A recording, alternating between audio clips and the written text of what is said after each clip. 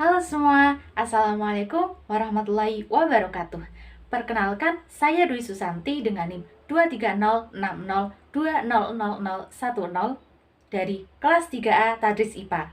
Video kali ini dibuat untuk memenuhi tugas mata kuliah Dasar-Dasar Pendidikan IPA yang diampu oleh Bapak Muhammad Hidayatur Rahman, Magister Pendidikan. Sebelum kita masuk kepada materi, pernahkah kalian menaiki bus atau melihat bus yang mengerem secara mendadak? Maka tubuh kalian akan terdorong ke depan. Pasti pernah dong? Atau kalian pernah melihat atau menaiki perahu, mengapa hanya dengan dayung perahu tersebut bisa bergerak ya?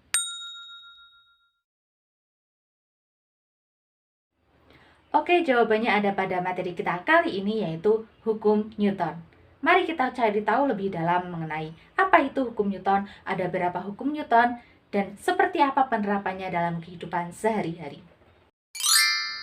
Oke, pasti kalian sudah tidak asing lagi kan dengan kata Newton. Nah, hukum ini ditemukan oleh Bapak filsuf matematika dan fisika yaitu Sir Isaac Newton yang lahir di Worcester, Inggris pada tanggal 25 Desember 1642. Bapak Newton ini telah menemukan beberapa konsep mengenai gerak benda, salah satunya yaitu hukum Newton. Teori ini pertama kali ditemukan karena dia melihat buah apel jatuh dari pohonnya. Gara-gara melihat buah apel jatuh ini sehingga dia berpikir bahwa menurut Newton, jika gravitasi bekerja di puncak gunung, bahkan di puncak pepohonan, maka mungkin saja gravitasi juga sampai kepada bulan. Dengan demikian, Newton menyimpulkan bahwa bumi memberikan gaya pada sebutir apel yang jatuh dan pada bulan, yaitu karena adanya gravitasi. Walaupun bumi dan bulan ini tidak saling bersentuhan dan dipisahkan oleh jarak yang sangat jauh.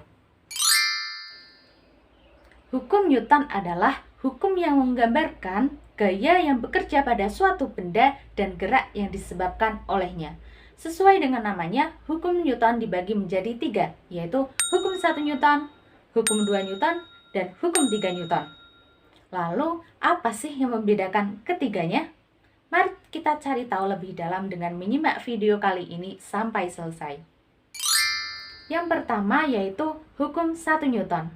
Hukum 1 Newton berbunyi, jika resultan gaya yang bekerja pada suatu benda adalah 0, maka benda yang mula-mula diam akan tetap diam. Sedangkan benda yang mula-mula bergerak lurus beraturan akan tetap bergerak lurus beraturan. Melalui hukum ini, kalian bisa memahami bahwa benda akan cenderung mempertahankan keadaannya. Benda yang diam akan cenderung diam, sedangkan benda yang bergerak akan cenderung bergerak. Oleh karena itu, hukum 1 Newton biasa disebut dengan hukum kelembaman atau hukum inersia. Secara sistematis, hukum 1 Newton dirumuskan dengan sigma F sama dengan 0. Sigma F di sini adalah jumlah total resultan gaya yang bekerja pada benda. Yang diam adalah 0. Contoh penerapan hukum 1 Newton yang bisa diamati dalam kehidupan sehari-hari yaitu ketika kalian menaiki kendaraan yang bergerak, kemudian kendaraan tersebut direm secara mendadak, pasti tubuh kalian akan terdorong ke depan. Hal ini merupakan kecenderungan untuk tetap melaju. Contoh penerapan hukum 1 Newton lainnya yaitu ketika kalian menaiki sebuah bus yang diam, lalu dengan tiba-tiba bus tersebut bergerak. Bisa dilihat pada gambar, maka tubuh kalian pasti akan terdorong ke belakang. Hal ini merupakan kecenderungan untuk tetap diam. Selain contoh tadi, kalian bisa mempraktekkan sendiri ketika kalian menaruh koin di atas kertas, kemudian kertas tersebut ditarik secara tiba-tiba dengan kecepatan yang tinggi, maka koin tersebut akan cenderung untuk mempertahankan posisinya yang mula-mula adalah diam. Kalian bisa mempraktekkan sendiri dengan membutuhkan 1 koin, 1 kertas, dan 1 gelas. Kita tarik secara tiba-tiba atau secara cepat, maka koin tersebut akan cenderung untuk mempertahankan posisinya, yaitu kecenderungan untuk tetap diam.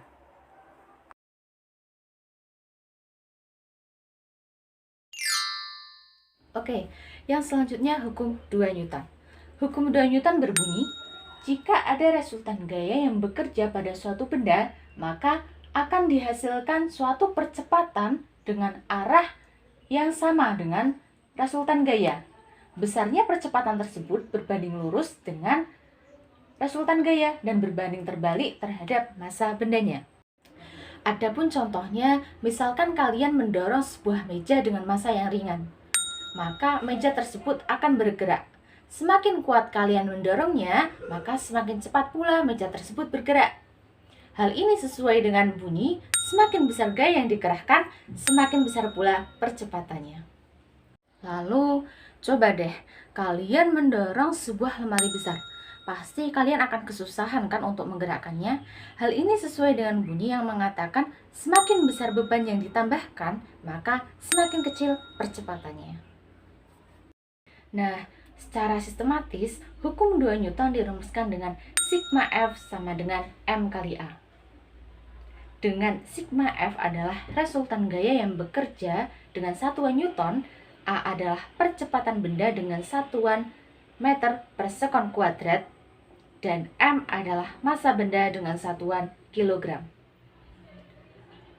Dengan rumus tersebut, saya akan memberikan rumus segitiganya atau rumus sakti, yaitu sigma F sama dengan M kali A. Karena posisi F sebelah kiri, maka F ditulis pada posisi paling atas, sedangkan M dan A berada di bawah. Dirumuskan segitiga ini, saya akan menutup huruf yang ditanyakan. Karena yang ditanyakan adalah gayanya, maka kita tutup huruf F, sehingga dihasilkan rumus F sama dengan M kali A. Nah, ketika yang ditanyakan massa benda, maka kita tutup huruf M, sehingga dihasilkan rumus M sama dengan F per A. Begitu juga dengan A, atau jika yang ditanyakan adalah percepatan, maka rumus yang diperoleh adalah A sama dengan F per M, atau resultan gaya dibagi massa benda. Untuk lebih memahaminya, langsung saja kita masuk kepada contoh soal. Pada gambar tersebut, jika sebuah balok adalah 2 kg, maka berapa percepatannya? Oke, langkah pertama, kita cari tahu terlebih dahulu apa yang diketahui. Dari soal diketahui bahwa F1 sama dengan 4 Newton, F2 adalah 6 Newton, dan M adalah 2 kg. Yang ditanyakan adalah A atau percepatannya. Lalu kita jawab dengan rumus yang mana? Mari kita lihat rumus segitiganya. Jadi ketika A yang ditanyakan, maka rumusnya adalah A sama dengan sigma F per M. Pada soal, resultan gaya atau sigma F yang diketahui ada dua, yaitu 4 Newton dan 6 Newton. Yang keduanya adalah searah. Maka sigma F diperoleh dengan menjumlahkan F1 dan F2. Kita masukkan nilainya 4 plus 6 sama dengan 10 Newton. 10 Newton ini kita masukkan kepada rumus yang tadi, yaitu 10 Newton per 2 kg. 2 kg ini massa yang tadi sudah diketahui di soal ya, sehingga diperoleh A sama dengan 5 meter per sekon kuadrat. Jadi percepatan benda bermassa 2 kg yang terjadi dengan diberikan resultan gaya 10 Newton adalah 5 meter per sekon kuadrat. Nah, untuk hukum 3 Newton ini akan berkaitan dengan aksi reaksi. Apa sih yang dimaksud dengan aksi reaksi itu? Jika suatu benda diberikan gaya aksi, maka benda tersebut akan memberikan gaya reaksi yang sama besarnya, namun arahnya berlawanan. Hukum 3 Newton berbunyi, jika benda 1 mengerjakan gaya terhadap benda 2, maka benda 2 akan mengerjakan gaya pada benda 1 yang besarnya sama, tetapi dengan arah yang berlawanan dengan arah gaya dari benda 1. Melalui hukum ini, sebuah aksi akan memberikan konsekuensi munculnya reaksi, seperti hukum sebab akibat. Adanya sebab akan memunculkan adanya akibat. Contoh penerapannya adalah, misalkan kamu memukul meja, maka meja tersebut akan memberikan gaya yang sama terhadap tangan kamu. Oleh karena itu, semakin kuat kamu memukul meja tersebut, maka gaya yang dihasilkan akan semakin besar, sehingga tangan kamu akan semakin sakit.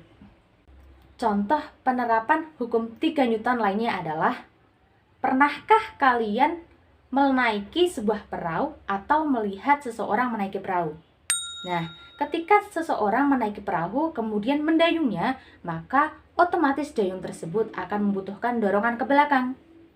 Nah, dayung yang diberikan gaya aksi untuk bergerak ke belakang oleh tangan, maka akan menimbulkan tekanan pada air, sehingga muncul gaya reaksi yang membuat perahu tersebut bergerak maju. Wah, ternyata hukum Newton itu sering berlaku ya dalam kehidupan kita. Hanya saja kita yang terkadang tidak sadar bahwa perilaku kita itu sama dengan hukum-hukum IPA lainnya. Karena itu, jangan bosan untuk terus mempelajari ilmu IPA. Oke, sekian dulu materi kita kali ini mengenai hukum Newton. Semoga yang telah disampaikan dapat dipahami dan semoga bermanfaat. Tetap semangat ya! Cuci tangan sampai bersih. Cukup sekian dan terima kasih. Sampai jumpa.